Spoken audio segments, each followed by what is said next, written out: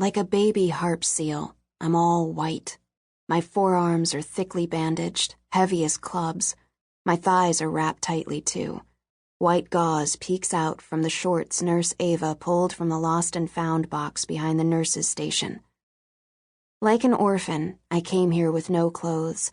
Like an orphan, I was wrapped in a bedsheet and left on the lawn of Regions Hospital in the freezing sleet and snow, blood seeping through the flowered sheet. The security guard who found me was bathed in menthol cigarettes and the flat stink of machine coffee. There was a curly forest of white hair inside his nostrils. He said, "Holy Mother of God, girl, what's been done to you?" My mother didn't come to claim me. But I remember the stars that night. They were like salt against the sky, like someone spilled the shaker against very dark cloth. That mattered to me, their accidental beauty. The last thing I thought I might see before I died on the cold, wet grass. The girls here, they try to get me to talk. They want to know, "What's your story, Morning Glory? Tell me your tales, Snail." I hear their stories every day in group, at lunch, in crafts, at breakfast, at dinner, on and on. These words that spill from them, black memories they can't stop. Their stories are eating them alive, turning them inside out. They cannot stop talking. I cut all my words out. My heart was too full of them. I room with Louisa. Louisa is older, and her hair is like a red and gold, noisy ocean down her back. There's so much of it she can't even keep it in braids or buns or scrunchies. Her hair smells like strawberries. She smells better than any girl I've ever known. I could breathe her in forever. My first night here, when she lifted her blouse to change for bed, in the moment before that crazy hair fell over her body like a protective cape, I saw them, all of them, and I sucked my breath in hard. She said, "Don't be scared, little one." I wasn't scared. I'd just never seen a girl with skin like mine. Every moment is spoken for.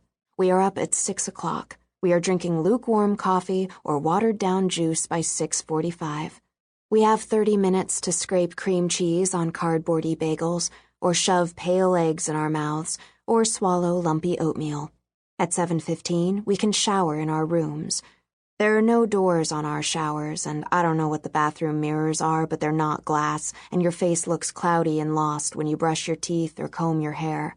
If you want to shave your legs, a nurse or an orderly has to be present, but no one wants that, and so our legs are like hairy boy legs. By 8:30, we're in group, and that's when the stories spill, and the tears spill, and some girls yell, and some girls groan, but I just sit, and that awful older girl, Blue, with the bad teeth, every day she says, "Will you talk today, Silent Sue? I'd like to hear from Silent Sue today, wouldn't you, Casper?" Casper tells her to knock it off. Casper tells us to breathe, to make accordions by spreading our arms way, way out, and then pushing in, and then pulling out, and don't we feel better when we just breathe? Meds come after group, then quiet, then lunch, then crafts, then individual, which is when you sit with your doctor and cry some more, and then at 5 o'clock there's dinner, which is more not hot food, and more blue.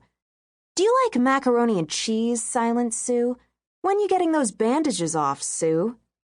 And then entertainment. After entertainment, there is phone call and more crying.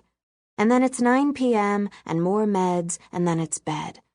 The girls piss and hiss about the schedule, the food, group, the meds, everything. But I don't care. There's food and a bed, and it's warm, and I am inside, and I am safe. My name is not Sue. Jen S. is a knicker. Short, twig-like scars run up and down her arms and legs. She wears shiny athletic shorts. She's taller than anyone except Doc Dooley. She dribbles an invisible basketball up and down the beige hallway. She shoots at an invisible hoop. Francie is a human pincushion. She pokes her skin with knitting needles, sticks, pins, whatever she can find. She has angry eyes and she spits on the floor. Sasha is a fat girl full of water. She cries in group, she cries at meals, she cries in her room. She'll never be drained. She's a plain cutter. Faint red lines crosshatch her arms. She doesn't go deep. Isis is a burner. Scabby, circular mounds dot her arms. There was something in group about rope and boy cousins and a basement, but I shut myself off for that. I turned up my inside music. Blue is a fancy bird with her pain. She has a little bit of everything. Bad daddy, meth teeth, cigarette burns, razor slashes. Linda Katie Cuddles wears grandma house dresses. Her slippers are stinky. There are too many of her to keep track of. Her scars are all on the inside, along with her people. I don't know why she's with us, but she is.